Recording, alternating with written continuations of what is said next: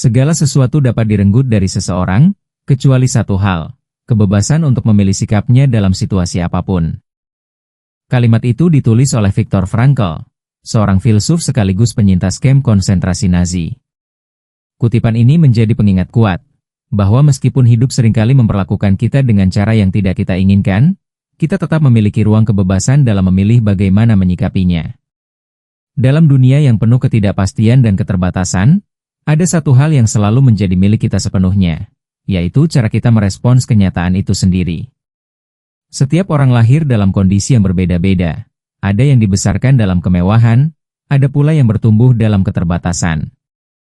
Ada yang hidupnya mengalir tenang, ada pula yang harus menanggung luka sejak kecil. Tidak semua hal bisa kita pilih. Kita tidak bisa memilih di keluarga mana kita dilahirkan, tidak bisa memilih apakah kita akan sehat atau sakit, bahkan tak bisa memilih kapan bencana datang. Namun, jika hidup adalah teka-teki besar yang tak bisa kita pecahkan sepenuhnya, maka sikap kita adalah alat untuk tetap bertahan di tengah ketidakpastian itu. Dalam setiap lembar hidup yang tidak kita rancang sendiri, sebenarnya terselip kekuatan tersembunyi yang bisa kita panggil, kekuatan untuk memilih makna di balik peristiwa. Banyak orang berpikir bahwa hidup akan bahagia jika nasib mereka berubah. Tapi kenyataannya, bahkan saat nasib berubah menjadi lebih baik, tanpa perubahan cara pandang, kebahagiaan pun tetap tak hadir. Sebaliknya, mereka yang mampu menghadapi nasib buruk dengan sikap yang tangguh, justru sering menemukan kebijaksanaan yang lebih dalam. Karena pada akhirnya, bukan tentang apa yang terjadi, tapi bagaimana kita berdiri di hadapan yang terjadi. Terkadang kita terlalu sibuk menyalahkan keadaan, membandingkan hidup dengan orang lain, dan berharap takdir bisa diganti seperti mengganti saluran televisi. Kita lupa bahwa di balik semua itu, ada ruang kendali yang sesungguhnya milik kita, sikap, reaksi, dan cara kita menjalaninya. Mungkin kita tidak bisa memilih ombak seperti apa yang datang ke arah kita, tetapi kita selalu bisa belajar bagaimana berselancar di atasnya. Dan dalam proses itu, kita menemukan bahwa kita tidak sekadar korban dari peristiwa, tapi juga pemakna dari peristiwa itu sendiri.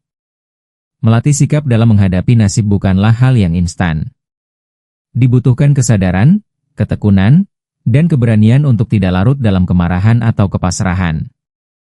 Namun justru disitulah letak kemerdekaan manusia yang paling sejati, kebebasan untuk tidak dikendalikan oleh keadaan luar. Sikap yang tepat bisa mengubah derita menjadi kekuatan, kehilangan menjadi pelajaran, dan kegagalan menjadi awal dari perubahan. Dan semua itu bukan karena nasib yang berubah, tapi karena diri kita yang memilih untuk berubah dalam menghadapi nasib itu. Video ini akan membahas bagaimana kita bisa menemukan kekuatan untuk menyikapi nasib dengan bijak.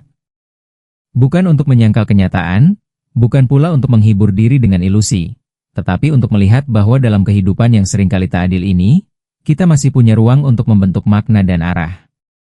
Kita tidak bisa memilih semua yang terjadi pada kita, tapi kita bisa memilih untuk tidak dikuasai olehnya. Dan dari pilihan itulah, kehidupan yang bermakna bisa benar-benar dimulai. Ketika kita berbicara tentang nasib, kita sebenarnya sedang menyentuh wilayah hidup yang berada di luar jangkauan kendali manusia. Nasib mencakup hal-hal seperti di mana kita lahir, siapa orang tua kita, kondisi fisik kita sejak kecil, atau kejadian tak terduga yang datang tanpa bisa diprediksi. Ada yang terlahir dalam keluarga harmonis dan berkecukupan, sementara yang lain harus bertumbuh di tengah kekerasan dan kemiskinan. Semua ini bukan hasil dari pilihan pribadi, melainkan sebuah fakta yang harus diterima sebagai titik awal perjalanan hidup. Sayangnya, banyak orang merasa bahwa karena nasib mereka buruk, maka masa depan mereka pun sudah tertutup. Padahal, fakta bahwa kita tidak bisa memilih awal cerita, bukan berarti kita tidak bisa mengarahkan kemana akhir kisah itu akan berjalan. Kenyataan bahwa kita tidak bisa memilih nasib seringkali memicu rasa ketidakadilan. Mengapa ada orang yang sejak kecil hidup nyaman, sementara yang lain harus berjuang demi sesuap nasi? Mengapa ada orang yang mudah mendapat dukungan, sementara yang lain dipenuhi penolakan? Ini adalah pertanyaan yang wajar, tetapi tidak selalu menghasilkan jawaban yang memuaskan. Dunia tidak bekerja berdasarkan sistem keadilan ideal yang kita bayangkan. Namun, justru dari keterbatasan inilah muncul kesadaran penting, bahwa kita tidak perlu merasa bersalah atas nasib kita, Tapi kita bertanggung jawab untuk tidak membiarkan nasib menentukan seluruh hidup kita. Kita tidak harus menyukai kenyataan hidup, tetapi kita bisa memilih untuk tidak membenci diri sendiri karenanya. Banyak orang menghabiskan hidupnya dalam penolakan terhadap nasib yang mereka anggap buruk. Mereka terjebak dalam rasa iri, kecewa, atau dendam terhadap keadaan. Padahal, tidak ada satu orang pun di dunia ini yang bisa benar-benar mengontrol semua aspek hidupnya. Bahkan mereka yang terlihat hidupnya mudah pun punya bagian cerita yang tidak selalu tampak. Maka, daripada menghabiskan waktu untuk meratapi ketidakadilan nasib, kita perlu mulai menerima bahwa hidup memang tidak selalu sesuai harapan. Namun dari penerimaan itulah kita bisa mulai mengembangkan kekuatan untuk bergerak maju. Kita bisa tidak memilih bagaimana cerita dimulai, tapi kita bisa memilih bagaimana kita menuliskan bab berikutnya. Dalam hidup ini, banyak hal bisa kita keluhkan, tapi hanya sedikit yang benar-benar bisa kita ubah. Namun di antara semua yang tak bisa diubah, selalu ada satu hal yang tetap berada di tangan kita, pilihan untuk merespons. Sikap dan reaksi kita terhadap apa yang terjadi jauh lebih penting daripada kejadian itu sendiri. Dua orang bisa mengalami kegagalan yang sama, namun yang satu menjadi hancur karenanya, sementara yang lain menjadikannya bahan bakar untuk bangkit. Perbedaan itu bukan terletak pada apa yang mereka alami, tapi pada bagaimana mereka memilih untuk memaknai dan menanggapi pengalaman tersebut. Disinilah kekuatan sejati manusia berada, kemampuan untuk memilih sikap, bahkan dalam keadaan yang paling tak berdaya sekalipun. Seringkali, kita tidak sadar bahwa kekuatan memilih respons ini adalah bentuk kebebasan batin yang paling mendasar.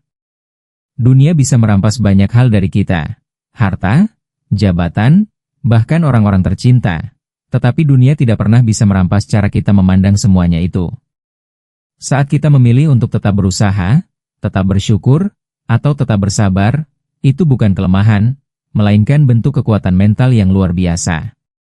Dalam setiap respons yang kita pilih dengan sadar, kita sedang mengambil alih kendali atas hidup kita sendiri. Dan dari situlah perubahan yang sebenarnya bermula, bukan dari keadaan yang berubah lebih baik, melainkan dari sikap kita yang berubah lebih bijaksana. Kita tidak harus selalu positif atau kuat. Ada kalanya kita jatuh, kecewa, atau merasa putus asa. Itu manusiawi. Tapi setelah itu, kita tetap punya pilihan. Apakah akan terbenam dalam keputusasaan itu, atau perlahan berdiri kembali. Pilihan untuk merespons bukan soal menyangkal rasa sakit, tapi soal bagaimana kita hidup berdampingan dengannya tanpa dikuasai olehnya. Dalam setiap keputusan kecil untuk tidak menyerah, kita sedang menunjukkan bahwa kita lebih besar dari apapun yang menimpa kita. Maka meski kita tidak bisa memilih nasib, kita tetap bisa memilih jalan untuk keluar darinya, atau bahkan menjadikannya sebagai alasan untuk tumbuh. Seringkali orang berpikir bahwa apa yang menentukan masa depan mereka adalah keberuntungan atau kemalangan yang mereka alami hari ini. Padahal, lebih dari sekadar peristiwa yang menimpa, sikap kitalah yang sesungguhnya membentuk jalur kehidupan ke depan. Dua orang bisa kehilangan pekerjaan di waktu yang sama, namun satu memilih untuk terus mencari peluang baru, sementara yang lain memilih untuk mengeluh dan menyerah.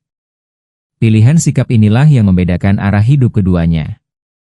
Maka, bukan nasib yang memperpanjang kegagalan atau keberhasilan seseorang, melainkan cara dia menyikapi apa yang sedang dihadapinya. Dalam kehidupan yang penuh dinamika, sikap bisa menjadi kompas yang menunjukkan kemana kita melangkah, ke arah harapan atau ke jurang keterpurukan. Sikap juga menentukan bagaimana kita diperlakukan oleh orang lain. Orang yang bersikap positif, penuh semangat, dan percaya diri akan lebih mudah mendapat dukungan, kesempatan, dan jaringan yang kuat. Sebaliknya, sikap pesimis, penuh keluhan, atau menyalahkan keadaan justru membuat orang menjauh dan enggan membantu. Dunia tidak selalu berpihak kepada yang paling cerdas atau yang paling beruntung, tapi sering berpihak kepada mereka yang bersikap tangguh dan tidak mudah menyerah. Sikap juga menular. Ketika kita menunjukkan optimisme dan keberanian, orang di sekitar kita bisa ikut terinspirasi dan menjadi bagian dari kekuatan yang saling menguatkan. Maka, membentuk sikap yang baik bukan hanya memberi manfaat pribadi, tapi juga membuka kemungkinan sosial yang lebih luas. Lebih dalam lagi, sikap adalah jembatan antara kenyataan dan harapan. Dalam hidup, selalu akan ada celah antara apa yang kita inginkan dan apa yang kita miliki saat ini. Sikap yang kita pilih akan menentukan apakah kita mengisi celah itu dengan ketekunan atau keputusasaan. Mereka yang memilih untuk tetap berjuang, sekalipun perlahan, pada akhirnya bisa meraih hal-hal yang dulu terasa mustahil. Namun mereka yang memilih untuk menyerah di awal, justru mematikan potensi diri sendiri. Disinilah kita belajar bahwa nasib bisa menjadi titik awal, tapi sikap adalah peta jalan yang akan menentukan sejauh mana kita melangkah, dan kemana arah hidup kita akan berlabuh. Ketika kita melihat orang-orang sukses, kita sering hanya melihat pencapaiannya hari ini tanpa mengetahui cerita panjang dan sulit yang mereka lewati. Banyak dari mereka justru memulai hidup dari titik yang penuh penderitaan, kemiskinan, kehilangan, diskriminasi, atau kekerasan. Namun, alih-alih menjadikan nasib buruk itu sebagai alasan untuk menyerah, mereka menggunakannya sebagai bahan bakar untuk bangkit. Sosok seperti Oprah Winfrey, J.K. Rowling, atau Nelson Mandela adalah contoh nyata bahwa keterbatasan bukanlah akhir dari segalanya. Yang membedakan mereka dari orang kebanyakan bukanlah nasib mereka, tapi respons dan sikap yang mereka pilih terhadap nasib itu. Di tengah kondisi yang tidak ideal, mereka memilih untuk tetap melangkah, dan langkah kecil itulah yang akhirnya mengubah nasib mereka sendiri. Fakta ini seharusnya memberi kita harapan bahwa siapapun bisa berubah, sejauh ia mau berusaha mengubah sikapnya. Nasib bisa menjadi luka yang dalam, tapi juga bisa menjadi pintu masuk menuju kekuatan pribadi yang luar biasa. Saat kita menerima bahwa kehidupan tidak adil, tetapi tetap memutuskan untuk hidup dengan semangat dan tujuan, maka kita sedang menulis ulang peran kita dalam cerita hidup sendiri. Orang-orang yang berhasil bukan karena tidak pernah jatuh, tetapi karena tidak pernah membiarkan kejatuhan itu menentukan nilai dirinya. Mereka terus mencoba, gagal, belajar, dan tumbuh, hingga akhirnya sampai pada titik di mana nasib bukan lagi sesuatu yang membatasi, melainkan bagian dari cerita inspiratif mereka. Maka dari itu, penting untuk tidak menjadikan nasib sebagai dalih untuk diam atau menyerah. Justru nasib yang buruk seringkali menjadi peluang tersembunyi untuk mengasah daya juang, membentuk karakter, dan mengukir jalan hidup yang berbeda dari yang pernah dibayangkan. Ketika seseorang berhasil melampaui keterbatasannya, bukan hanya hidupnya yang berubah, tetapi ia juga memberi bukti nyata bagi orang lain bahwa perubahan itu mungkin. Ia menunjukkan bahwa manusia bukan hanya makhluk yang dibentuk oleh keadaan, tapi juga makhluk yang mampu membentuk dirinya sendiri lewat pilihan dan sikap.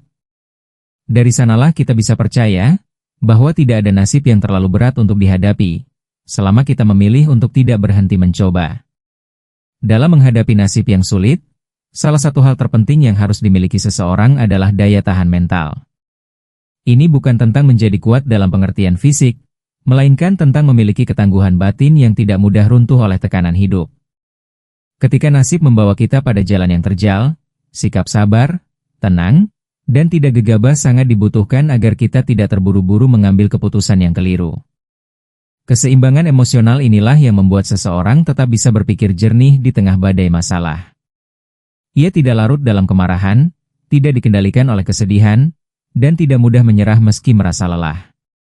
Orang-orang seperti ini telah melatih diri mereka untuk tetap teguh walau dunia di sekelilingnya berubah tanpa kepastian. Daya tahan emosional juga berkaitan erat dengan kemampuan seseorang mengelola kekecewaan. Nasib buruk sering membawa serta rasa sakit, penolakan, dan kegagalan yang bisa mengguncang kepercayaan diri. Namun jika seseorang mampu menerima luka itu tanpa membiarkannya menguasai diri, ia sedang menempuh jalan kedewasaan. Keseimbangan emosi bukan berarti tidak pernah menangis atau marah, melainkan tentang bagaimana perasaan itu diolah dengan bijak, bukan dibiarkan merusak arah hidup. Orang yang kuat bukanlah yang tidak pernah rapuh, tetapi yang tahu kapan ia harus diam untuk menyembuhkan diri dan kapan waktunya bangkit untuk kembali berjuang. Dalam proses itu, ia menjadi pribadi yang matang, tidak mudah tersinggung oleh omongan orang lain, dan tidak runtuh oleh satu kegagalan semata. Latihan untuk membangun daya tahan seperti ini tidak bisa dicapai dalam semalam. Ia terbentuk melalui pengalaman-pengalaman yang kadang pahit, melalui kegagalan yang berulang, dan melalui momen-momen di mana kita tetap memilih bersyukur walau tak ada alasan untuk tersenyum. Dari proses itulah lahir karakter yang kuat dan sikap yang dewasa. Dalam dunia yang cepat berubah dan seringkali penuh tekanan, ketahanan emosional adalah aset berharga yang bisa menjadi pembeda antara mereka yang terus berjalan dengan mantap, dan mereka yang terhenti karena dikuasai oleh perasaan.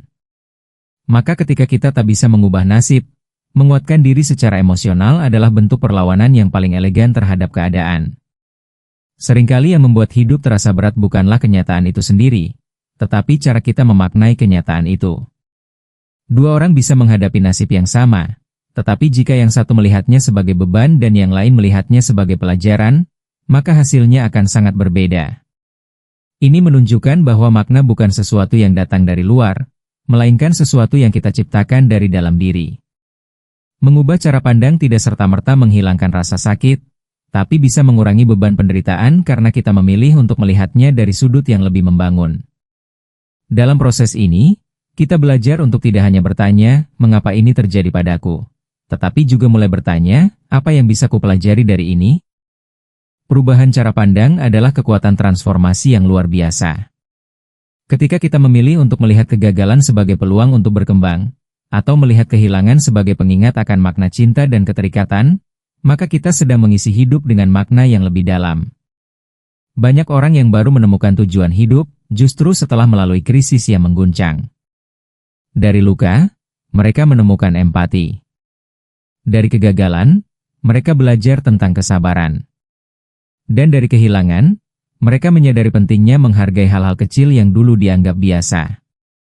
Perspektif yang matang membuat seseorang tidak larut dalam kepedihan, melainkan tumbuh lebih kuat karenanya. Ia menjadikan hidup sebagai ruang belajar yang terus berjalan, bukan hanya ruang untuk menuntut kenyamanan. Memaknai ulang hidup bukan berarti berpura-pura semuanya baik-baik saja. Justru itu berarti mengakui kenyataan apa adanya, namun memilih untuk melihatnya dengan cara yang memberdayakan.